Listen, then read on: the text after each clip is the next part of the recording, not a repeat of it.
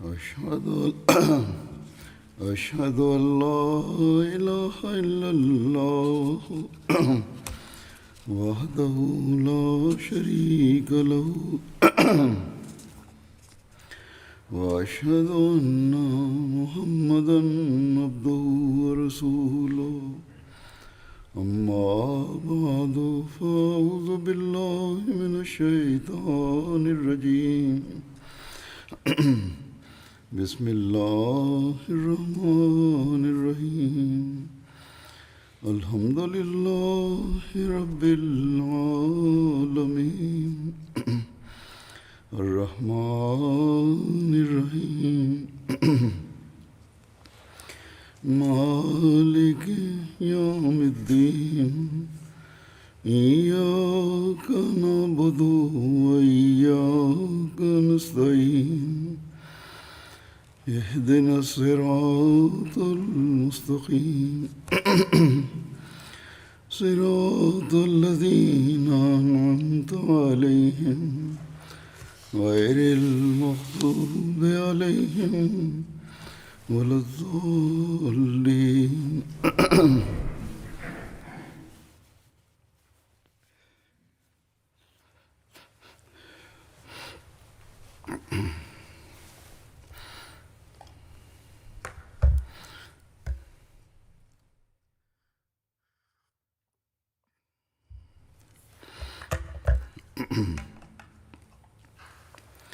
حضرت ابوبکر صدیق رضی اللہ عنہ کی زندگی کے کچھ واقعات ہیں جو بیان کروں گا۔ جب حضرت ابوبکر کی وفات کا وقت قریب آیا تو آپ نے حضرت عبد الرحمن بن عوف کو بلایا اور فرمایا مجھے عمر کے متعلق بتاؤ۔ تو انہوں نے یعنی حضرت عبد الرحمن بن عوف نے کہا اے رسول اللہ کے خلیفہ، اللہ کی قسم وہ یعنی حضرت عمر آپ کی جو رائے ہے اس سے بھی افضل ہیں، سوائے اس کے کہ ان کی طبیعت میں سختی ہے۔ حضرت ابوبکر نے فرمایا کہ سختی اس لیے ہے کہ وہ مجھ میں نرمی دیکھتے ہیں، اگر امارت ان کے سپرد ہو گئی تو وہ اپنی بہت سی باتیں جو ان میں ہیں اس کو چھوڑ دیں گے، کیونکہ میں نے ان کو دیکھا ہے کہ جب میں کسی شخص پر سختی کرتا تو مجھے اس شخص سے راضی کرنے کی کوشش کرتے، اور جب میں کسی شخص سے نرمی کا سلوک کرتا تو اس پر مجھے سختی کرنے کا کہتے۔ اس کے بعد حضرت ابوبکر نے حضرت عثمان بن عفان کو بلایا اور ان سے حضرت عمر کے بارے میں دریافت فرمایا۔ حضرت عثمان نے کہا ان کا باطن ان کے ظاہر سے بھی بہتر ہے اور ہم میں ان جیسا کوئی نہیں۔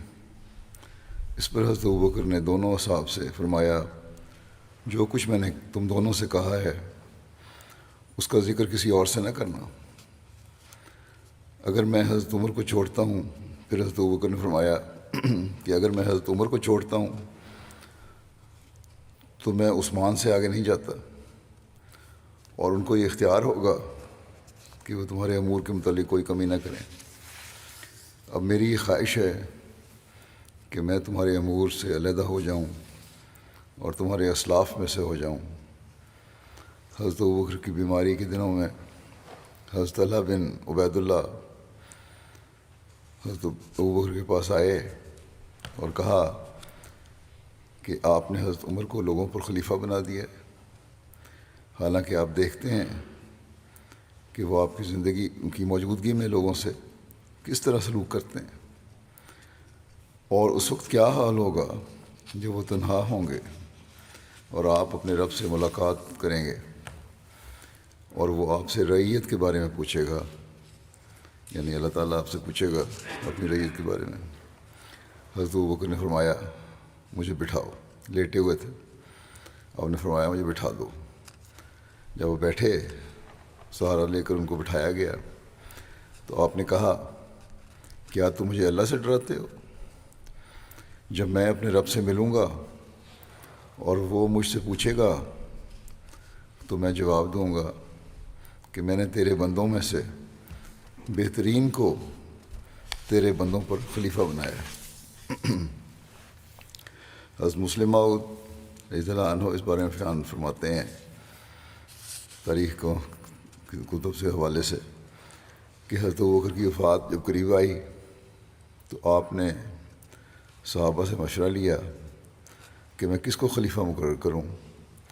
اکثر صحابہ نے اپنی رائے حضرت عمر کی امارت کے متعلق ظاہر کی، اور بعض نے صرف یہ اعتراض کیا کہ حضرت عمر کی طبیعت میں سختی زیادہ ہے، ایسا نہ ہو کہ لوگوں پر تشدد کریں۔ آپ نے فرمایا یہ سختی اسی وقت تک تھی جب تک ان پر ذمہ داری نہیں پڑی تھی، اب جب کہ ایک ذمہ داری ان پر پڑ جائے گی ان کی سختی کا مادہ بھی اعتدال کے اندر آ جائے گا۔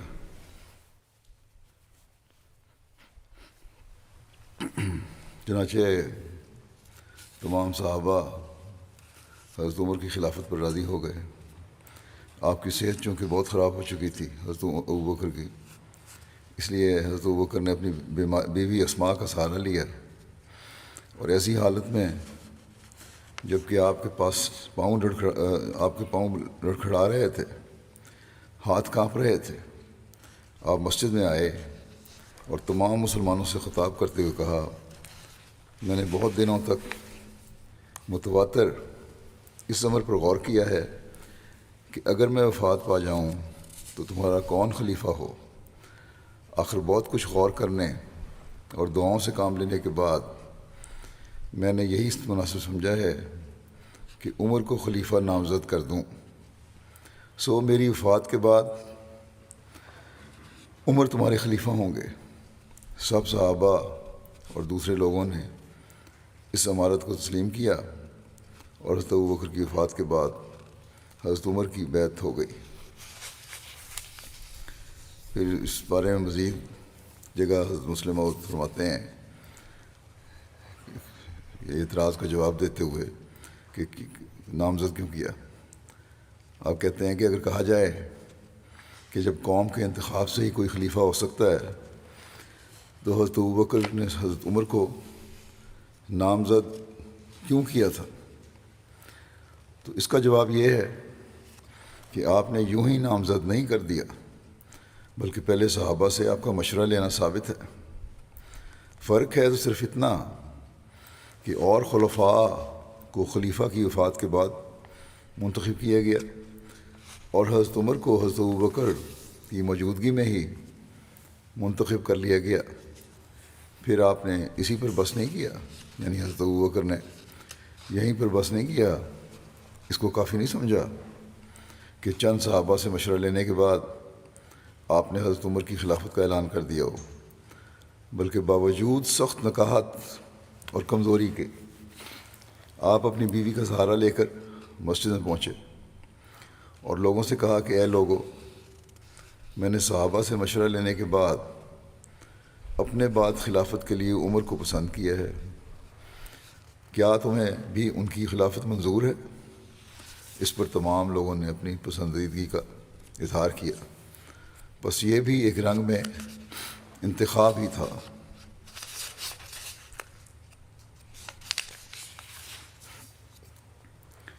حضرت ابوبکر صدیق رضی اللہ عنہ کی بیماری اور وصیت کے بارے میں مزید لکھا ہے۔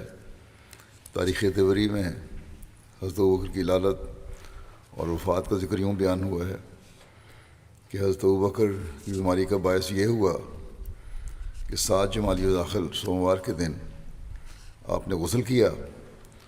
اس روز خوب سردی تھی، اس وجہ سے آپ کو بخار ہو گیا جو 15 روز تک رہا، یہاں تک کہ آپ نماز کے لیے باہر آنے کے قابل نہ رہے۔ آپ نے حکم دے دیا کہ حضرت عمر نماز پڑھاتے رہیں۔ لوگ آپ کی عادت کے لیے آتے تھے، مگر روز بروز آپ کی طبیعت خراب ہوتی گئی۔ اس زمانے میں حضرت ابوبکر اس مکان میں ٹھہرے ہوئے تھے جو ان کو رسول اللہ صلی اللہ علیہ وسلم نے عنایت فرمایا تھا، اور جو حضرت عثمان بن عفان کے مکان کے سامنے واقع تھا۔ علالت کے زمانے میں زیادہ تر آپ کی تیمارداری حضرت عثمان کرتے رہے۔ آپ 15 روز تک بیمار رہے. کسی نے آپ سے کہا آپ طبیب کو بلا لیں تو اچھا ہے. آپ نے فرمایا وہ مجھے دیکھ چکا ہے. لوگوں نے پوچھا کہ اس نے آپ سے کیا کہا ہے؟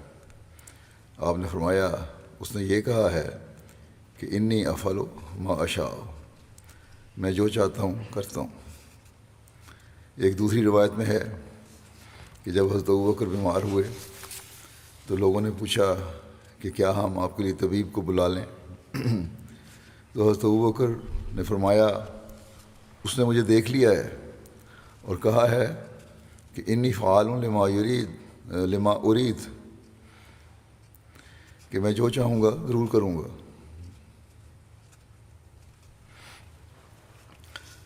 بہرحال یہ مراد آپ کی یہ تھی کہ اللہ تعالیٰ کا اب یہی ارادہ ہے کہ مجھے اپنے پاس بلا لے اور کسی طبیب کی ضرورت نہیں ہے. حضرت ابوبکر نے منگل کی شام کو بتاریخ 22 جمادی الاخر 13 ہجری کو 63 سال کی عمر میں انتقال فرمایا. آپ کا عہد خلافت 2 سال 3 مہینے 10 روز رہا. حضرت ابوبکر صدیق کے لبوں سے جو آخری الفاظ ادا ہوئے وہ قرآن کریم کی یہ آیت مبارکہ تھی کہ توفنی مسلمن و الحقنی بالصالحین، یعنی مجھے فرما بردار ہونے کی حالت میں وفات دے اور مجھے صالحین کے زمرے میں شمار کر. حضرت ابوبکر صدیق کی انگوٹھی کا نقش تھا نعم القادر اللہ، یعنی کیا ہی قدرت اللہ رکھنے والا ہے اللہ تعالیٰ. حضرت عائشہ فرماتی ہیں کہ حضرت ابوبکر نے فرمایا میری تجہیز و تکفین سے فارغ ہو کر دیکھنا کہ کوئی اور چیز تو نہیں رہ گئی. باقی چیزیں تو حضرت عمر کو دے دی تھیں کہ کوئی چیز رہ تو نہیں گئی، اگر ہو تو اس کو بھی حضرت عمر کے پاس بھیج دینا. تجہیز و تکفین کے متعلق فرمایا اس وقت جو کپڑا بدن پر ہے اسی کو دھو کر دوسرے کپڑوں کے ساتھ کفن دینا. حضرت عائشہ نے عرض کیا یہ تو پرانا ہے، کفن کے لیے نیا ہونا چاہیے. فرمایا زندے مردوں کی بنسبت نئے کپڑوں کے زیادہ حقدار ہیں. جو نیا کپڑا ہے وہ کسی زندے کو پہنا دو زیادہ بہتر ہے. حضرت عائشہ بیان کرتی ہیں کہ حضرت ابوبکر نے وصیت کی تھی کہ آپ کی اہلیہ حضرت اسماء بنت امیس آپ کو غسل دیں. حضرت ابوبکر کے صاحبزادے حضرت عبد الرحمن نے ان کے ساتھ معاونت کی. آپ کا کفن 2 کپڑوں پر مشتمل تھا، ان میں سے ایک کپڑا غسل کے لیے استعمال ہونے والا تھا. یہ بھی روایت ہے کہ 3 کپڑوں میں کفن دیا گیا، پھر آپ کو نبی کریم صلی اللہ علیہ وسلم کی چارپائی پر رکھا گیا. یہ وہ چارپائی تھی جس پر حضرت عائشہ سویا کرتی تھیں. اسی چارپائی پر آپ کو جنازہ اٹھایا گیا اور حضرت عمر نے رسول اللہ صلی اللہ علیہ وسلم کی قبر اور ممبر کے درمیان آپ کا جنازہ پڑھایا اور آپ کو رات کے وقت اسی حجرے میں رسول اللہ صلی اللہ علیہ وسلم کی قبر کے ساتھ دفن کیا گیا. آپ کا سر رسول اللہ صلی اللہ علیہ وسلم کے کندھوں کے مقابل میں رکھا گیا.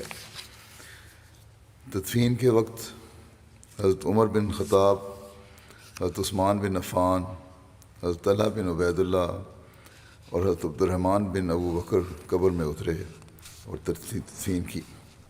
ابن شہاب سے مروی ہے کہ حضرت عمر نے حضرت ابو بکر کو رات کے وقت دفن کیا.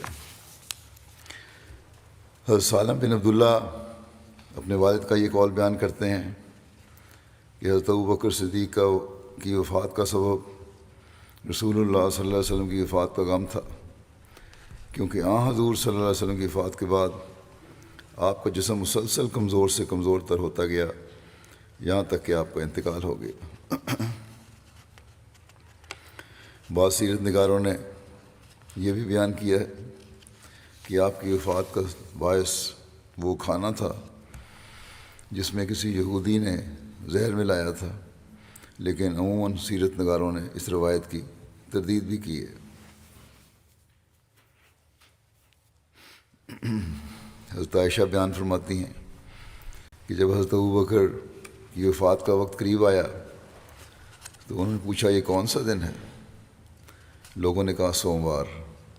حضرت ابوبکر نے کہا اگر آج میں فوت ہو جاؤں تو کل کا انتظار نہ کرنا، کیونکہ مجھے وہ دن یا رات زیادہ محبوب ہے جو رسول اللہ صلی اللہ علیہ وسلم کے زیادہ قریب ہو، یعنی تدفین وہاں ہو جائے زیادہ بہتر ہے۔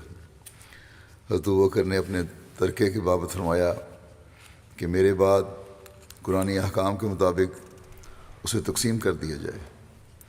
اسی طرح ایک روایت یہ بھی ہے کہ آپ نے اپنے متروکہ مال میں سے رشتہ داروں کے لیے جو وارث نہیں تھے 5ویں حصے کی وصیت کی تھی۔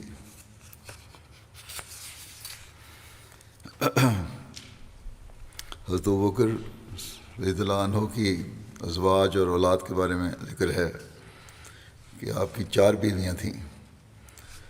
نمبر 1 قتیلہ بنت عبد العزیٰ، ان کے اسلام لانے کے بارے میں اختلاف ہے۔ یہ حضرت عبداللہ اور حضرت اسماء کی والدہ تھیں۔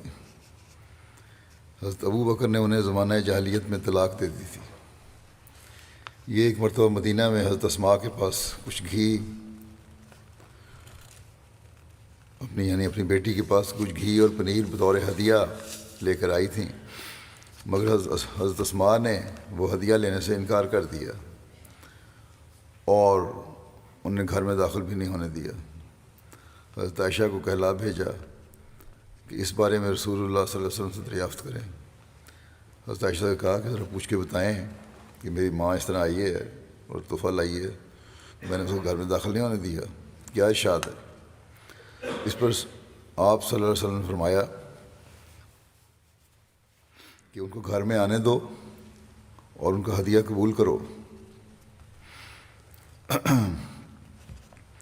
نمبر 2 جو تھیں اہلیہ حضرت رومان بنت عامر تھیں۔ آپ کا تعلق بنو کنانہ بن خزیمہ سے تھا۔ آپ کے پہلے خامد حارث بن سخبرہ مکے میں فوت ہو گئے۔ اس کے بعد حضرت ابوبکر کے عقد میں آ گئیں۔ آپ ابتدا میں اسلام لے آئیں اور رسول اللہ صلی اللہ علیہ وسلم کی بیعت کی اور مدینہ کی طرف ہجرت کی۔ آپ کے بطن سے حضرت عبد الرحمن اور حضرت عائشہ کی ولادت ہوئی۔ آپ کی وفات 6 ہجری میں مدینہ میں ہوئی۔ نبی اکرم صلی اللہ علیہ وسلم خود ان کی قبر میں اترے اور ان کی مغفرت کی دعا فرمائی۔ تیسری حضرت اسماء بنت امیس بن معبد بن حارث تھیں۔ آپ کی کنیت عبداللہ ہے۔ آپ مسلمانوں کے دار ارقم میں داخل ہونے سے پہلے ہی اسلام قبول کر کے رسول اللہ صلی اللہ علیہ وسلم کی بیعت کر چکی تھیں۔ آپ ابتدائی ہجرت کرنے والی تھیں۔ آپ نے اپنے خامند حضرت جعفر بن ابو طالب کے ساتھ پہلے حبشہ کی طرف ہجرت کی اور وہاں سے 7 ہجری میں مدینہ تشریف لائیں۔ 8 ہجری میں جنگ موتا میں جب حضرت جعفر شہید ہو گئے تو آپ حضرت ابوبکر رضی اللہ عنہ کے عقد میں آ گئیں۔ آپ کے بطن سے محمد بن ابوبکر پیدا ہوئے۔ چوتھی بیوی حبیبہ بنت خارجہ بن زید بن ابو زہیر تھیں۔ ان کا تعلق انصار کی شاخ خزرج سے تھا۔ حضرت ابوبکر مدینہ کے مضافاتی علاقے سنا میں آپ کے ساتھ رہا کرتے تھے۔ آپ کے بطن سے حضرت ابوبکر کی صاحبزادی کلثوم پیدا ہوئیں، جن کی ولادت حضرت ابوبکر کی وفات کے کچھ عرصے بعد ہوئی۔ اولاد میں 4 بیٹے اور 3 بیٹیاں تھیں۔ پہلے بیٹے حضرت عبد الرحمن بن ابوبکر، آپ حضرت ابوبکر کے سب سے بڑے بیٹے تھے۔ آپ حدیبیہ کے دن مسلمان ہوئے اور پھر اسلام پر ثابت قدم رہے۔ آپ کو رسول اللہ صلی اللہ علیہ وسلم کی صحبت حاصل رہی۔ آپ شجاعت اور بہادری میں بہت مشہور تھے۔ اسلام قبول کرنے کے بعد آپ کا قابل تعریف موقف رہا۔ دوسرے حضرت عبداللہ بن ابوبکر تھے۔ آپ کا رسول اللہ صلی اللہ علیہ وسلم کی ہجرت مدینہ کے موقع پر اہم کردار تھا۔ آپ تمام دن مکہ میں گزارتے اور مکے والوں کی خبریں جمع کرتے اور پھر رات کے وقت چپکے سے غار میں پہنچ کر وہ خبریں رسول اللہ صلی اللہ علیہ وسلم اور حضرت ابوبکر کو سناتے اور صبح کے وقت واپس مکے میں آ جاتے۔ طائف کی جنگ میں آپ کو ایک تیر لگا جس کا زخم ٹھیک نہ ہوا، اور آخر کار اسی کی وجہ سے حضرت ابوبکر کی خلافت میں آپ نے شہادت پائی۔ محمد بن ابوبکر تیسرے بیٹے تھے۔ آپ نے حضرت اسماء بنت امیس کے وطن سے پیدا ہوئے۔ حجۃ الوداع کے موقع پر ذوالحلیفہ میں آپ کی ولادت ہوئی۔ حضرت علی کی گود میں آپ نے پرورش پائی، اور حضرت علی نے اپنے دور میں آپ کو مصر کا گورنر مقرر فرمایا۔ آپ وہیں مارے گئے۔ بعض روایات میں حضرت عثمان کو قتل کرنے والوں میں ان کا نام بھی لیا جاتا ہے، اور اسی وجہ سے ان کو قتل کیا گیا۔ واللہ عالم۔ چوتھے حضرت اسماء بنت ابوبکر ہیں آپ کی بچوں میں سے۔ آپ ذات النطاقین کے نام سے مشہور ہیں۔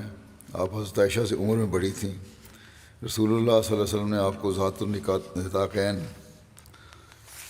کے لقب سے نوازا تھا، کیونکہ ہجرت کے موقع پر انہوں نے رسول اللہ صلی اللہ علیہ وسلم اور اپنے والد کے لیے توشہ تیار کیا، اور پھر اس کو باندھنے کے لیے کوئی چیز نہ ملی تو اپنے کمر بند کو پھاڑ کر توشہ باندھ دیا۔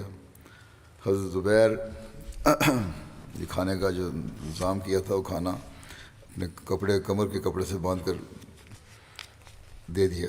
حضرت زبیر بن عوام سے آپ کی شادی ہوئی، اور بحالت حمل آپ نے مدینہ ہجرت کی۔ ہجرت کے بعد آپ کے بطن سے حضرت عبداللہ بن زبیر پیدا ہوئے، جو ہجرت کے بعد پیدا ہونے والے سب سے پہلے بچے تھے۔ حضرت اسماء نے 100 سال عمر پائی۔ آپ کی وفات مکہ میں 73 ہجری میں ہوئی۔ پانچواں بچہ ام المومنین حضرت عائشہ بنت ابوبکر تھیں۔ آپ نبی کریم صلی اللہ علیہ وسلم کی زوجہ مطہرہ تھیں۔ آپ خواتین میں سب سے بڑی عالمہ تھیں۔ رسول اللہ صلی اللہ علیہ وسلم نے آپ کو ام عبداللہ کی کنیت عطا فرمائی۔ رسول اللہ صلی اللہ علیہ وسلم کو آپ کے ساتھ مثالی محبت تھی۔ امام شابی بیان کرتے ہیں کہ جب مسروق حضرت عائشہ سے کوئی روایت بیان کرتے تو کہتے، مجھ سے صدیقہ بنت صدیق نے بیان کیا، جو اللہ کے محبوب کی محبوبہ ہیں اور جن کی بریت اللہ تعالیٰ نے نازل فرمائی ہے۔ آپ کی وفات 63 سال کی عمر میں 57 ہجری میں ہوئی۔ ایک روایت کے مطابق آپ کی وفات 58 ہجری میں ہوئی۔ چھٹی اولاد جو تھی وہ ام کلثوم بنت ابوبکر تھیں۔ آپ حضرت حبیبہ بنت خارجہ انصاریہ کے وطن سے پیدا ہوئیں۔ وفات کے وقت حضرت ابوبکر نے حضرت عائشہ سے فرمایا، یہ تمہارے دونوں بھائی اور دونوں بہنیں ہیں۔ حضرت عائشہ نے عرض کیا کہ یہ میری بہن اسماء ہیں، انہیں تو میں جانتی ہوں، مگر میری دوسری بہن کون ہے؟ حضرت ابوبکر نے فرمایا، جو خارجہ کی بیٹی کے وطن میں ہے، یعنی ابھی پیدا نہیں ہوئی، جو پیدا ہونے والی ہے وہ بیٹی ہوگی۔ انہوں نے کہا، میرے دل میں یہ بات بیٹھ گئی کہ ان کے ہاں لڑکی ہوگی، چنانچہ ایسا ہی ہوا۔ حضرت ابوبکر کی وفات کے بعد ام کلثوم کی ولادت ہوئی۔ ام کلثوم کی شادی حضرت طلحہ بن عبید اللہ سے ہوئی، جو جنگ جمل میں شہید ہوئے۔ بعض روایات کے مطابق حضرت ابوبکر کی ایک بیٹی کی شادی حضرت بلال سے ہوئی تھی، اور یہ بھی بیان کیا جاتا ہے کہ یہ بیٹی آپ کی 4 بیویوں میں سے کسی بیوی کے پہلے خاوند سے تھی۔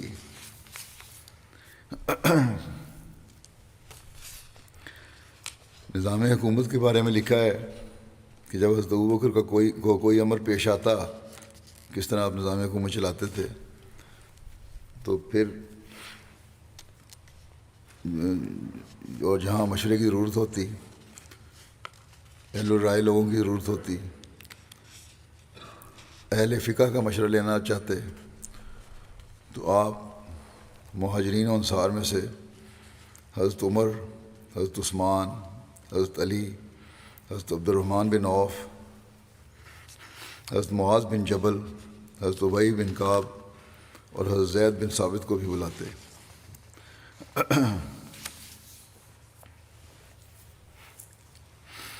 یا بعض اوقات زیادہ تعداد میں مہاجرین اور انصار کو جمع فرماتے۔ حضرت مسلم موعود بیان فرماتے ہیں شابرہم کی تشریح کرتے ہوئے کہ اس لفظ پر غور کرو۔ اس سے معلوم ہوتا ہے کہ مشورہ لینے والا ایک ہے، دو بھی نہیں، اور جن سے مشورہ لینا ہے وہ بہرحال 3 یا 3 سے زیادہ ہوں، پھر وہ اس مشورے پر غور کرے۔ پھر حکم ہے فَإِذَا عَزَمْتَ فَتَوَكَّلْ عَلَى اللَّهِ، جس بات پر عزم کرے اس کو پورا کرے اور کسی کی پرواہ نہ کرے۔ یعنی مشورہ لینے والا مشورہ لے، اس کے بعد لینے کے بعد اس پر عمل کرے، سارا تجزیہ کر کے، اور پھر کسی کی پرواہ نہ کرے۔ آپ لکھتے ہیں کہ حضرت ابوبکر کے زمانے میں اس عزم کی خوب نظیر ملتی ہے۔ جب لوگ مرتد ہونے لگے تو مشورہ دیا گیا کہ آپ اس لشکر کو روک لیں جو اسامہ کے زیر کمان جانے والا تھا، مگر انہوں نے جواب دیا کہ جو لشکر حضرت صلی اللہ علیہ وسلم نے بھیجا ہے میں اسے واپس نہیں کر سکتا۔ ابو قحافہ کے بیٹے کی طاقت نہیں کہ ایسا کر سکے۔ پھر بعض کو رکھ بھی لیا، چنانچہ حضرت عمر بھی اس لشکر میں شامل جا رہے تھے، ان کو روک لیا۔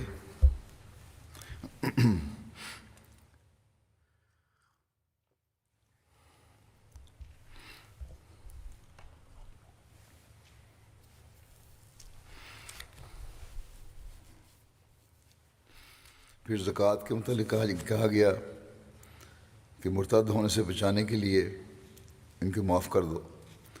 انہوں نے جواب دیا، حضرت ابوبکر نے جواب دیا کہ اگر یہ رسول اللہ صلی اللہ علیہ وسلم کو اونٹ باندھنے کی ایک رسی بھی دیتے تھے تو وہ بھی لوں گا، اور اگر تم سب مجھے چھوڑ کر چلے جاؤ اور مرتدین کے ساتھ جنگل کے درندے بھی مل جائیں تو میں اکیلا ان سب کے ساتھ جنگ کروں گا۔ یہ عزم کا نمونہ ہے۔ پھر کیا ہوا تم جانتے ہو۔ یہ عزم تھا حضرت ابوبکر کا، اور لوگوں کے مشورے اور تھے، لیکن کیا ہوا؟ جس عزم کا نمونہ آپ نے دکھایا، خدا تعالیٰ نے آپ کے عزم کی وجہ سے فتوحات کا دروازہ کھول دیا۔ یاد رکھو، جب خدا سے انسان ڈرتا ہے تو پھر مخلوق کا رعب اس کے دل پر اثر نہیں کرتا۔ یہ ہے منصب خلافت کی حقیقت۔ بیت المال کا قیام۔ رسول اکرم کے عہد مبارک میں غنیمت، خمس، فے، زکوٰۃ وغیرہ کے جو اموال آتے تھے آپ اسی وقت سب کے سامنے مسجد میں بیٹھ کر تقسیم کر دیتے تھے، اور یوں کہا جا سکتا ہے کہ اس رنگ میں بیت المال کا شعبہ عہد نبی میں موجود تھا۔ البتہ حضرت ابوبکر کے عہد میں فتوحات کی وجہ سے دوسری مدات کے علاوہ غنیمت اور جزیہ کی آمدنی بھی کافی زیادہ آنی شروع ہو گئی، اس میں اضافہ ہوا۔ حضرت ابوبکر کو ایک بیت المال قائم کرنے کی ضرورت محسوس ہوئی تاکہ تقسیم اور خرچ ہو جانے تک مال وہاں رکھا جا سکے۔ چنانچہ انہوں نے اکابر صحابہ کے مشورے سے ایک مکان اس کے لیے مختص کر دیا، لیکن یہ بیت المال برائے نام ہی رہا، کیونکہ حضرت ابوبکر کی ہمیشہ یہی کوشش ہوتی تھی کہ نقد اور جنس آنے کے ساتھ ہی تقسیم کر دیے جائے۔ بعض روایت کے مطابق محکمہ مال کی ذمہ داری حضرت ابو عبیدہ کے سپرد ہوئی۔ آغاز میں حضرت ابوبکر نے وادی سنا میں بیت المال بنایا ہوا تھا، اس کے لیے کوئی محافظ مقرر نہ تھا۔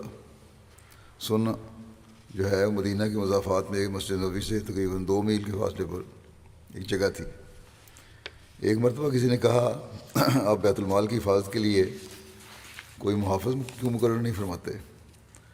آپ نے جواب دیا، اس کی حفاظت کے لیے ایک قفل کافی ہے، یعنی ایک تالا لگا ہوا یہ کافی ہے، کیونکہ جو کچھ بھی بیت المال میں جمع ہوتا تھا آپ اسے تقسیم فرما دیتے تھے، وہ اکثر خالی رہتا تھا یہاں تک کہ بالکل خالی ہو جاتا۔ پھر جب آپ مدینہ منتقل ہو گئے تو بیت المال اپنے گھر میں ہی منتقل کر لیا۔ آپ کا طریق یہ تھا کہ جو مال بیت المال میں ہوتا لوگوں کو تقسیم کر دیا کرتے، حتیٰ کہ وہ خالی ہو جاتا، اور تقسیم کرنے میں ہر ایک کو برابر دیا کرتے، اور اسی مال سے آپ اونٹ، گھوڑے اور ہتھیار خرید کر اللہ کی راہ میں تقسیم کر دیتے۔ ایک دفعہ آپ نے بدوؤں سے چادریں خرید کر مدینے کی بیواؤں میں تقسیم کی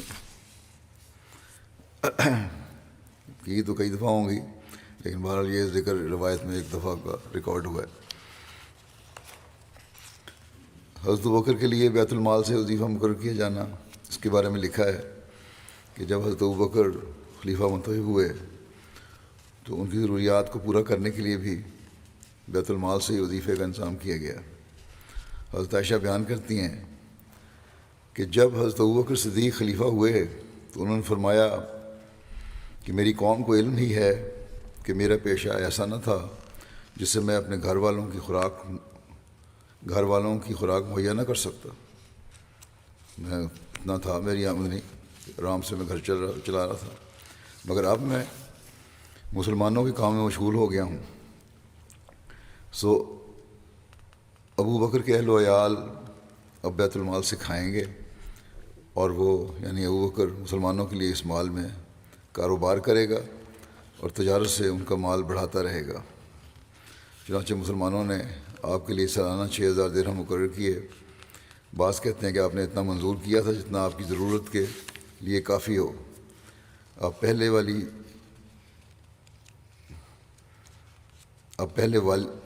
والی تھے، یعنی جو حکومت کے سربراہ تھے جس کی رعایا نے آپ کے مصارف منظور کیے۔ ایک روایت میں اس طرح ذکر ملتا ہے کہ جب حضرت ابوبکر خلیفہ بنائے گئے تو ایک روز صبح کے وقت آپ بازار کی طرف جا رہے تھے، ان کے کندھے پر وہ کپڑے تھے جن کی وہ تجارت کیا کرتے تھے۔ آپ کو حضرت عمر بن خطاب اور حضرت ابو عبیدہ بن جراح ملے۔ انہوں نے کہا، اے رسول اللہ کے خلیفہ، کہاں کا ارادہ ہے؟ آپ نے فرمایا کہ بازار جا رہا ہوں۔ انہوں نے کہا کہ آپ کیا کرتے ہیں حالانکہ آپ مسلمانوں کے امور کے والی ہیں؟ آپ نے فرمایا تو میں اپنے عیال کو کہاں سے کھلاؤں گا؟ وہ آپ کو اپنے ساتھ یہ کہہ کر لے گئے کہ ہم آپ کا حصہ مقرر کرتے ہیں۔ چنانچہ سالانہ 3000 درہم وظیفہ مقرر ہوا۔ بعض روایات کے مطابق 6000 درہم، جیسا کہ پہلے ذکر ہو چکا ہے، وظیفہ مقرر ہوا، اور بعض کے مطابق کل عہد خلافت میں 6000 درہم دیے گئے۔ اسی طرح سیرت کی کتب میں تقریباً بالاتفاق یہ ملتا ہے کہ اگرچہ حضرت ابوبکر نے بیت المال سے اپنی اور اہل و عیال کی ضروریات پوری کرنے کے لیے وظیفہ لیا، مگر وفات کے وقت تمام رقمیں واپس کر دیں۔ چنانچہ ایک روایت ہے کہ جب آپ کی وفات کا وقت قریب آیا تو آپ نے وصیت فرمائی کہ آپ کی زمین فروخت کر کے اس کی قیمت سے وہ رقم ادا کی جائے جو آپ نے بیت المال سے اپنی ذاتی مصارف کے لیے لی تھی۔ ایک اور روایت میں اس طرح ذکر ملتا ہے کہ جب حضرت ابوبکر کی وفات کا وقت قریب آیا تو آپ نے حضرت عائشہ سے فرمایا کہ جب سے ہم خلیفہ ہوئے ہیں میں نے قوم کا کوئی دینار اور درہم نہیں کھایا، بلکہ معمولی کھانا اور موٹا لباس پہنتا رہا۔ نیز مسلمانوں کے مال غنیمت میں صرف یہ چیزیں ہیں، غلام، اونٹ اور چادر، لہذا میرے مرنے کے بعد ان تمام چیزوں کو عمر کو بھجوا دینا۔ حضرت عائشہ فرماتی ہیں جب آپ کی وفات ہوئی تو میں نے وہ چیزیں حضرت عمر کے پاس بھیج دیں۔ انہیں دیکھ کر وہ رونے لگے، حضرت عمر چیزیں دیکھ کر رونے لگے، یہاں تک کہ ان کے آنسو زمین پر گرنے لگے، اور یہی فرما رہے تھے حضرت عمر کہ اللہ ابو بکر پر رحم فرمائے، انہوں نے اپنے بعد کے لوگوں کو مشقت میں ڈال دی۔ جب حضرت ابو بکر نے وفات پائی تو حضرت عمر نے چند صحابہ کو بلا کر بیت المال کا جائزہ لیا تو حضرت عمر نے اس میں کوئی چیز، نہ درہم نہ دینار پایا، کچھ نہیں تھا، خالی تھا، سب تقسیم کر دیا تھا۔ محکمہ قضاء کا نظام جاری کیا آپ نے۔ حضرت ابوبکر کے دور میں اگرچہ محکمہ قضاء کو باقاعدہ طور پر منظم نہیں کیا گیا تھا، تاہم آپ نے قضاء کا محکمہ حضرت عمر کے سپرد کر رکھا تھا۔ ایک روایت میں ذکر ہے کہ جب حضرت ابوبکر خلیفہ ہوئے تو حضرت عمر نے فرمایا میں آپ کی طرف سے عدالت کی خدمات انجام دوں گا۔ حضرت عمر 1 سال تک منتظر رہے، مگر اس عرصے میں کوئی 2 شخص بھی آپ کے پاس قضیہ لے کر نہیں آئے۔ کوئی لڑائی جھگڑا ہی نہیں ہوتا تھا، کوئی مسائل نہیں پیدا ہوتے تھے، مقدمات کی تعداد بہت کم تھی۔ اگر کوئی مقدمہ آ بھی جاتا تو حضرت ابوبکر اس کے لیے خود وقت نکال لیتے تھے، خود ہی حل کر دیا کرتے تھے۔ محکمہ قضاء کے سربراہ حضرت عمر تھے اور آپ کی مدد کے لیے درج ذیل اصحاب مقرر تھے: حضرت علی، حضرت معاذ بن جبل، حضرت ابی بن کعب، حضرت زید بن ثابت، حضرت عبداللہ بن مسعود۔ حضرت عمر بیان کرتے ہیں کہ اس وقت امن و امان اور دیانت داری کا یہ عالم تھا کہ مہینہ مہینہ گزر جاتا اور 2 آدمی بھی فیصلہ کرانے کے لیے میرے پاس نہ آتے تھے۔ محکمہ افتاء کے بارے میں لکھا ہے کہ نئے نئے قبائل اور آبادیاں حلقہ اسلام میں داخل ہو رہی تھیں اور حالات کے پیش نظر بعض نئے نئے فقہی مسائل بھی پیدا ہو رہے تھے۔ اس لیے حضرت ابوبکر نے عام مسلمانوں کی سہولت اور رہنمائی کے لیے محکمہ افتاء قائم کیا، اور حضرت عمر، حضرت عثمان، حضرت علی، حضرت عبد الرحمن بن عوف، حضرت ابی بن کعب، حضرت معاذ بن جبل اور حضرت زید بن ثابت کو فتویٰ دینے پر مامور کیا، کیونکہ یہ حضرات تفقہ فی الدین اور علم و اجتہاد کے لحاظ سے دوسروں سے ممتاز تھے۔ ایک روایت کے مطابق حضرت عبداللہ بن مسعود بھی فتویٰ دینے والے ان اصحاب میں شامل تھے، کسی دوسرے کو فتویٰ دینے کی اجازت نہ تھی ان کے علاوہ۔ ایک مورخ نے لکھا ہے، کتابت جو تھا محکمہ لکھنے کا، اس کے بارے میں کہ لکھنے والے لکھتا ہے کہ عہد جدید کی اصطلاح میں کاتب کو حکومت کا سیکرٹری کہنا چاہیے۔ حضرت ابوبکر ایسا سیکرٹری جو نوٹس لیتا رہے، میٹنگس کے منٹس بناتا رہے۔ حضرت ابوبکر کے عہد خلافت میں نظام میں دیوان قائم نہ ہوا تھا، لیکن سرکاری احکام کی تحریر، معاہدوں کی ترکیم، ان کو لکھنا اور دوسرے تحریری کاموں کے لیے کچھ حضرات مخصوص تھے۔ کتابت کی خدمت پر حضرت عبداللہ بن ارقم عہد نبوی سے مامور تھے، چنانچہ عہد صدیقی میں بھی ان کے سپرد یہ خدمت تھی۔ ایک روایت کے مطابق حضرت ابوبکر کے دور خلافت میں حضرت زید بن ثابت نے محکمہ کتابت سنبھالا تھا، اور بسا اوقات آپ کے پاس موجود دیگر صحابہ جیسے حضرت علی یا حضرت عثمان اس ذمہ داری کو نبھاتے تھے۔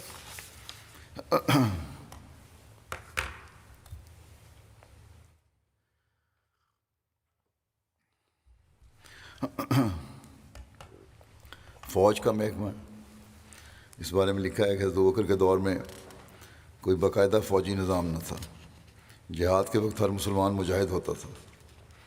فوج کی تقسیم قبائل کے مطابق ہوتی تھی، ہر قبیلے کا امیر الگ الگ ہوتا تھا، اور ان سب پر امیر الامراء کا عہدہ ہوتا تھا، جو کہ حضرت ابوبکر کی ایجاد تھی۔ حضرت ابوبکر نے سامان جنگ کی فراہمی کے لیے یہ انتظام فرمایا تھا کہ مختلف ذرائع سے جو آمدنی ہوتی تھی اس کا ایک معقول حصہ فوجی اخراجات کے لیے علیحدہ نکال لیتے تھے، جس سے اسلحہ اور بار برداری کے جانور خریدے جاتے تھے۔ مزید جہاد کے اونٹوں اور گھوڑوں کی پرورش کے لیے بعض چراگاہیں مخصوص کر دی تھیں۔ ایک سیرت نگار لکھتا ہے کہ حضرت ابوبکر کی عسکری حکومت کا نظام اس بدوی طریق کے زیادہ قریب تھا جو رسول اللہ صلی اللہ علیہ وسلم کے عہد سے بھی پہلے قبائل عرب میں رائج تھا۔ اس وقت حکومت کے پاس کوئی باقاعدہ منظم لشکر موجود نہ تھا، بلکہ ہر شخص اپنے طور پر جنگی خدمات کے لیے اپنے آپ کو پیش کرتا تھا۔ جب لڑائی کا اعلان کر دیا جاتا تو قبائل ہتھیار لے کر نکل پڑتے اور دشمن کی جانب کوچ کر دیتے۔ سامان رسد اور اسلحہ کے لیے قبائل مرکزی حکومت کی طرف نہ دیکھتے تھے، بلکہ خود ہی ان چیزوں کا انتظام کرتے تھے۔ حکومت کی طرف سے انہیں تنخواہ بھی ادا نہ کی جاتی تھی، بلکہ وہ مال غنیمت ہی کو اپنا حق الخدمت سمجھتے تھے۔ میدان جنگ میں جو مال غنیمت حاصل ہوتا تھا اس کا 4/5 حصہ جنگ میں حصہ لینے والوں کے درمیان تقسیم کر دیا جاتا تھا، اور 5واں حصہ خلیفہ کی خدمت میں دارالحکومت میں ارسال کر دیا جاتا تھا، جسے وہ بیت المال میں جمع کر دیتا تھا۔ خمس کے ذریعے سے سلطنت کے معمولی مصارف پورے کیے جاتے تھے۔ جو آپ نے ہدایات دیں جنگوں میں، سپہ سالاران نے جنگ کو، جو امیر الامراء بنائے جاتے ہیں جنگوں کے، حضرت ابوبکر جنگ پر، ان کے بارے میں لکھا ہے کہ حضرت ابوبکر جنگ پر جانے والے سپہ سالاروں اور کمانڈروں کو بھی ہدایت دیتے تھے۔ حضرت اسامہ کے لشکر کو خطاب فرماتے ہوئے حضرت ابوبکر صدیق نے فرمایا کہ میں تم کو 10 باتوں کی نصیحت کرتا ہوں۔ تم خیانت نہ کرنا اور مال غنیمت سے چوری نہ کرنا، تم بدعہدی نہ کرنا اور مسئلہ نہ کرنا، اور کسی چھوٹے بچے کو قتل نہ کرنا، اور نہ کسی بوڑھے کو، اور نہ ہی کسی عورت کو، اور نہ کھجور کے درخت کاٹنا، اور نہ اس کو جلانا، اور نہ کسی پھلدار درخت کو کاٹنا، نہ تم کسی بکری، گائے اور اونٹ کو ذبح کرنا سوائے کھانے کے لیے، ضرورت ہو تو کرو، نہیں تو نہیں۔ اور تم کچھ ایسے لوگوں کے پاس سے گزرو گے جنہوں نے اپنے آپ کو گرجوں میں وقف کر رکھا ہے، بس تمہیں ان کی حالت پر چھوڑ دینا، انہیں کچھ نہیں کہنا جو راہب ہیں۔ اور تم ایسے لوگوں کے پاس جاؤ گے جو تمہیں مختلف قسم کے کھانے برتنوں میں پیش کریں گے، تم ان پر اللہ کا نام لے کر کھانا، اور تمہیں ایسے لوگ ملیں گے جو اپنے سر کے بال درمیان سے صاف کیے ہوں گے اور چاروں طرف پٹیوں کی مانند بال چھوڑے ہوں گے، تو تلوار سے ان کی خبر لینا، کیونکہ یہ لوگ مسلمانوں کے خلاف بھڑکانے والے اور جنگیں کرنے والے لوگ ہیں۔ اللہ کے نام سے روانہ ہو جاؤ، اللہ تمہیں ہر قسم کے زخم سے اور ہر قسم کی بیماری اور تعاون سے محفوظ رکھے۔ اسی طرح حضرت ابوبکر نے حضرت یزید بن ابو سفیان کو شام کی جنگ کے لیے بھیجتے ہوئے فرمایا، اس کا ذکر میں پہلے بھی کر چکا ہوں بعض یہ خطبے میں پچھلے، بعض اہم باتوں کا خلاصہ دوبارہ بیان کر دیتا ہوں، بڑی ضروری باتیں یہ یاد رکھنے والی ہیں، ہر عہدیدار کے لیے یاد رکھنے والی ہیں۔ آپ نے کہا کہ میں نے تمہیں والی مقرر کیا تاکہ تمہیں آزماؤں، تمہارا تجربہ کروں اور تمہیں باہر نکال کر تمہاری تربیت کروں۔ اگر تم نے اپنے فرائض بحسن خوبی ادا کیے تو تمہیں دوبارہ تمہارے کام پر مقرر کروں گا اور تمہیں مزید ترقی دوں گا، اور اگر تم نے کوتاہی کی تو تمہیں معزول کر دوں گا۔ اللہ کے تقویٰ کو تم لازم پکڑو، وہ تمہارے باطن کو اسی طرح دیکھتا ہے جس طرح ظاہر کو دیکھتا ہے۔ لوگوں میں خدا کے زیادہ قریب وہ ہے جو اللہ سے دوستی کا سب سے بڑھ کر حق ادا کرنے والا ہے، اور لوگوں میں سب سے زیادہ اللہ کے قریب وہ شخص ہے جو اپنے عمل کے ذریعے سب سے زیادہ اس سے قربت حاصل کرے۔ پھر فرمایا جاہلی اور تعصب سے بچنا، اللہ کو یہ باتیں انتہائی ناپسند ہیں۔ پھر فرمایا تم اپنے لشکر کے ساتھ اچھا برتاؤ کرنا، ان کے ساتھ خیر سے پیش آنا، جب انہیں واعظ و نصیحت کرنا تو مختصر کرنا، کیونکہ بہت زیادہ گفتگو بہت سی باتوں کو بھلا دیتی ہے۔ تم اپنے نفس کو درست رکھو، لوگ تمہارے لیے درست ہو جائیں گے۔ لیڈر اپنی درست رکھیں، عہدیدار اپنی حالت درست رکھیں تو لوگ خود بخود درست ہو جاتے ہیں۔ اور نمازوں کو ان کے اوقات پر رکوع اور سجود کو مکمل کرتے ہوئے ادا کرنا، نمازوں کی پابندی بڑی ضروری ہے۔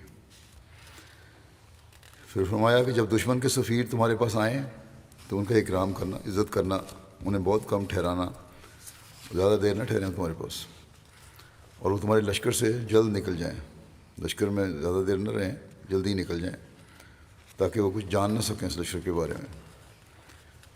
ان کو اپنے کاموں کے بارے میں مطلع نہ کرنا، بڑی مختصر باتیں بتانا۔ فرمایا کہ اپنے لوگوں کو ان سے بات کرنے سے روک دینا، اپنے ہر ایک کو اس سے ملنے نہ دینا سفیروں سے، یہ نہیں کہ جہاں جائیں وہ چلے جائیں اور ملتے چلے جائیں، نہیں، یہ صرف جن سے ملنا ہے، جن سے بات کرنی ہے ان سے بات کریں، عوام میں جانا گھس جائیں وہ۔ جب تم خود ان سے بات کرو تو اپنے بھید کو ظاہر نہ کرنا، خود بھی بڑی احتیاط سے بات کرنا سفیروں سے۔ جب تم کسی سے مشورہ لینا، پھر مشورے کے بارے میں بتایا کہ جب تم کسی سے مشورہ لینا، بات سچ کہنا، صحیح مشورہ ملے گا، ساری بات بتا کے پھر مشورہ لینا، مشیر سے اپنی خبر مت چھپانا ورنہ تمہاری وجہ سے تمہیں نقصان پہنچے گا۔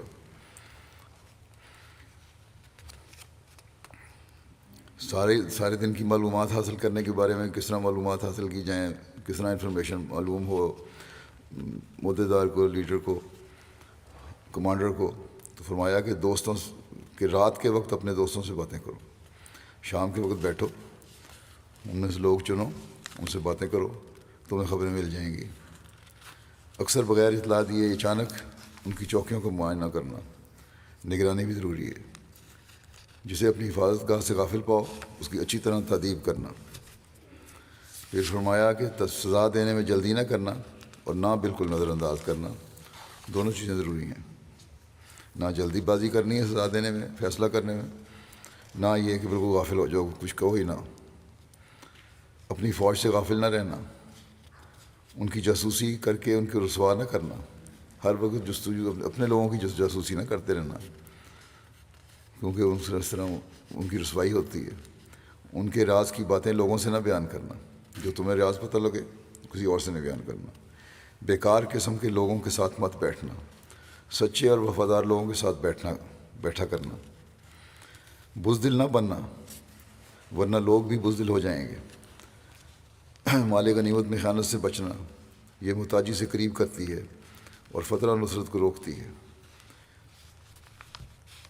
یہ بہت سی باتیں ہیں جو میں نے بیان کی ہی نہیں، اس میں سے بعض باتیں جو علاوہ، جیسا کہ میں نے پہلے کہا، علاوہ فوجی افسروں کے ہمارے عہدیداروں کے لیے بھی ضروری ہیں، جس کا انہیں خیال رکھنا چاہیے، تبھی کام میں برکت پڑے گی۔ خلاصہ میں نے دوبارہ جیسا کہ پہلے کہا ہے اس لیے بیان کر رہا ہوں تاکہ عہدیداروں کو یاد رہے۔ اسلامی حکومت کی مختلف ریاستوں میں تقسیم کے بارے میں لکھا ہے کہ حضرت ابوبکر کے عہد خلافت میں بلاد اسلامیہ کو مختلف ریاستوں میں تقسیم کیا گیا۔ ان ریاستوں میں اپنے عمراء اور گورنر مقرر کیے۔ مدینہ ان کا دارالخلافہ تھا، یہاں حضرت ابوبکر بحیثیت خلیفہ تھے۔ عمال مقرر کرنے کا طریق کے بارے میں لکھا ہے کہ حضرت ابوبکر کا طریقہ کار یہ تھا کہ آپ نبی کریم صلی اللہ علیہ وسلم کی سنت پر عمل کرتے ہوئے کسی قوم پر گورنر مقرر کرتے ہوئے اس بات کا خیال رکھتے کہ اگر اس قوم کے افراد میں نیک و صالح افراد ہوتے تو انہی میں سے گورنر مقرر فرماتے۔ طائف اور بعض دیگر قبائل پر انہی میں سے گورنر مقرر فرمایا، اور جب آپ کسی شخص کو بحیثیت گورنر مقرر کرتے تو اس علاقے پر اس کی گورنری کا عہد نامہ تحریر کرا دیتے، اور اکثر اوقات اس علاقے تک پہنچنے کا راستہ بھی اس کے لیے متعین فرما دیتے، اور اس میں ان مقامات کا ذکر کرتے جہاں سے ان کو گزرنا ہوتا تھا، خاص کر جب یہ تقرری ان علاقوں سے متعلق ہوتی جو ابھی فتح نہیں ہوئے ہوتے تھے اور اسلامی خلافت کے کنٹرول سے باہر ہوتے۔ فتوحات شام اور عراق اور مرتدین کے خلاف جنگوں میں یہ چیزیں بالکل نمایاں نظر آتی ہیں، اور بسا اوقات آپ بعض ریاستوں کو دوسروں کے ساتھ ضم کر دیتے، خاص کر مرتدین سے قتال کے بعد یہ عمل میں آیا۔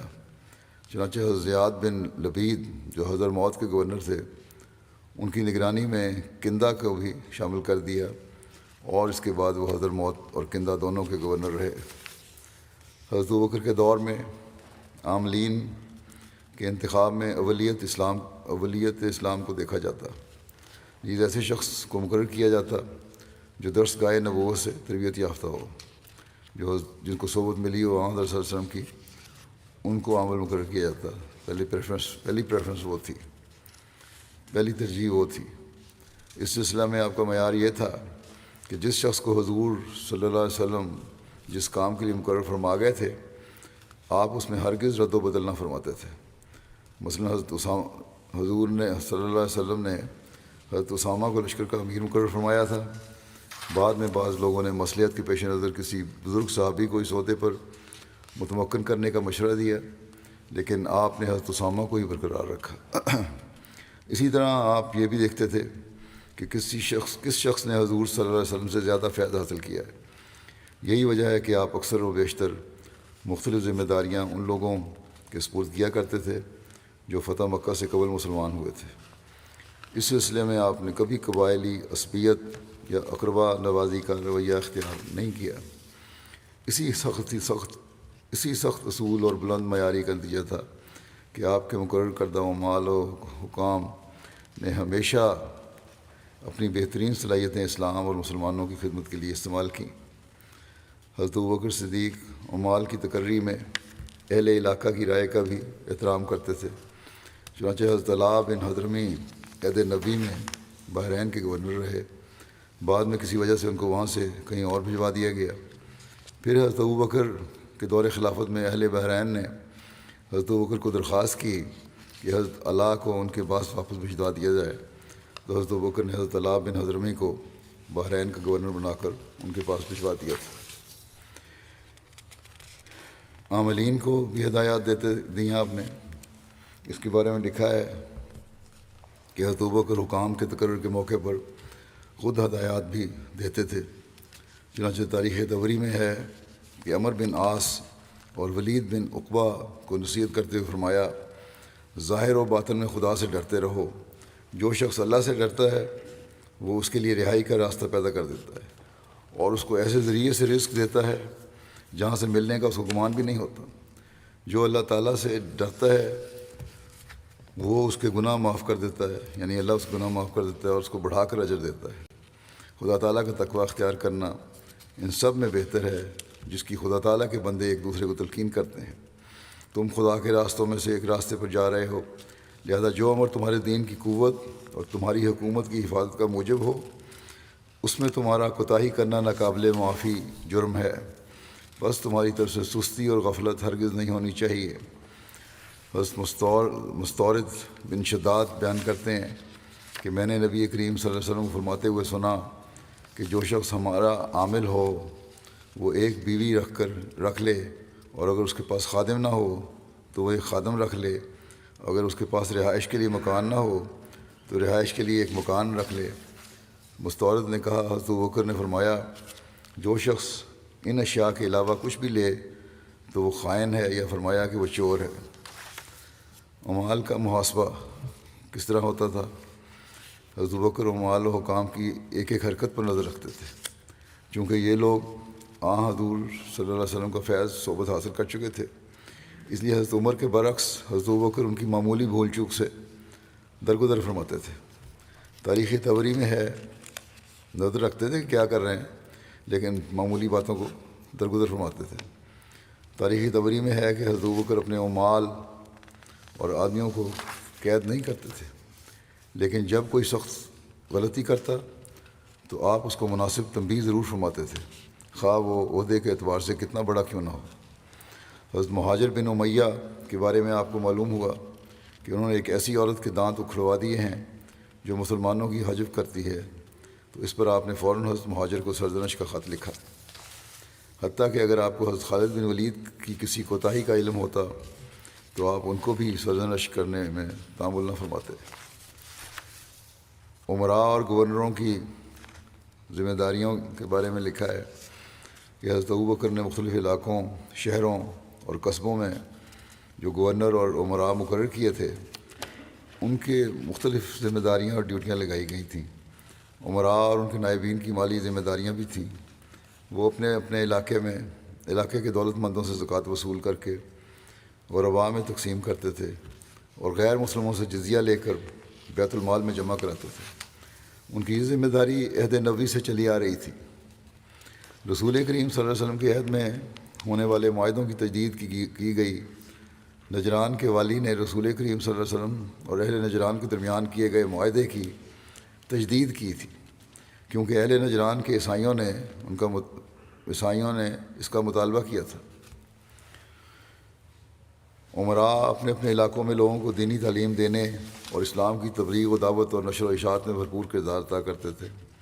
ان میں سے اکثر مساجد میں حلقہ بنا کر لوگوں کو قرآن اور اسلامی احکام اور آداب سکھاتے تھے۔ وہ ایسا رسول کریم صلی اللہ علیہ وسلم کی سنت کی پیروی میں کرتے تھے۔ یہ ذمہ داری رسول کریم صلی اللہ علیہ وسلم اور ان کے خلیفہ حضرت ابوبکر کی نظر میں سب سے اہم شمار ہوتی تھی۔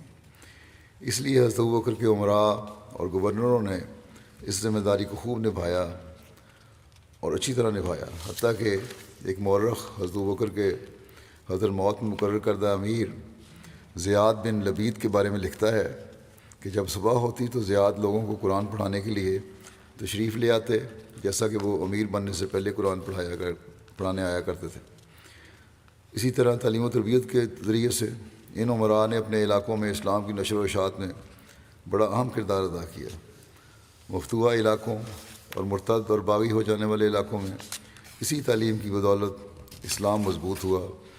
ایسے علاقے جہاں کے باسی نئے نئے مسلمان ہوئے تھے اور دینی احکام سے بے خبر تھے، ان علاقوں میں اس تعلیم کا خاطر خواہ نتیجہ برآمد ہوا، جبکہ اسلام کے مضبوط مراکز مثلا مکہ مکرمہ، طائف اور مدینہ منورہ میں بھی ایسے معلمین مقرر تھے جو لوگوں کی تعلیم و تربیت کا اہتمام کرتے تھے۔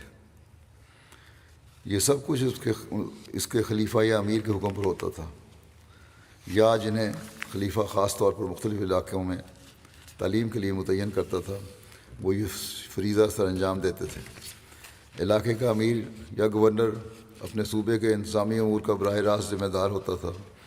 اگر اسے کسی سفر پر جانا ہوتا تو وہ اپنا نائب مقرر کرتا تھا جو کہ اس کی واپسی تک انتظامی امور کی نگرانی کرتا تھا۔ اس کی مثال یہ ہے کہ حضرت مہاجر بن ابی امیہ کو رسول کریم صلی اللہ علیہ وسلم نے کندھے کا گورنر مقرر فرمایا۔ آپ صلی اللہ علیہ وسلم کی وفات کے بعد حضرت ابوبکر نے بھی انہیں اسی عہدے پر برقرار رکھا۔ مہاجر اپنی بیماری کی وجہ سے یمن نہیں جا سکے، وہ مدینے میں رک گئے اور اپنی جگہ زیاد بن لبید کو روانہ کیا کہ ان کی شفا یابی اور یمن تشریف آوری تک ان کے فرائض انجام دیں۔ حضرت ابوبکر نے بھی اس امر کی اجازت دے دی۔ اسی طرح عراق کی گورنری کے دوران حضرت خالد بن ولید ہیرا میں اپنی واپسی تک اپنا نائب مقرر کر دیتے تھے۔ یہ ذکر چل رہا ہے، انشاءاللہ تعالی آئندہ بھی بیان ہوگا۔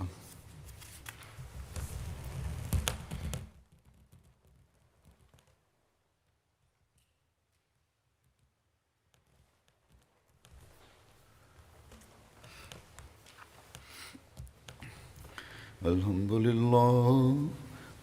لله نحمده ونستعينه ونستغفره ونؤمن به ونتوكل عليه ونعوذ بالله من شرور أنفسنا ومن سيئات أعمالنا، من يهده الله فلا مضل له ومن يضلله فلا هادي له، ونشهد أن لا إله إلا الله ونشهد أن محمدا عبده ورسوله۔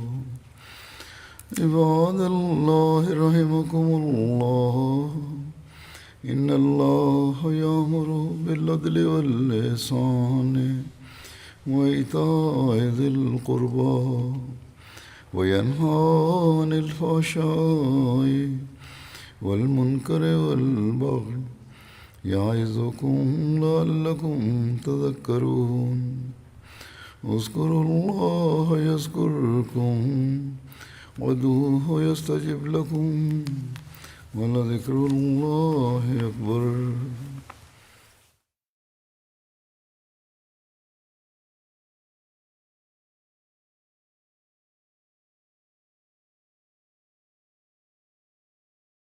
ما كان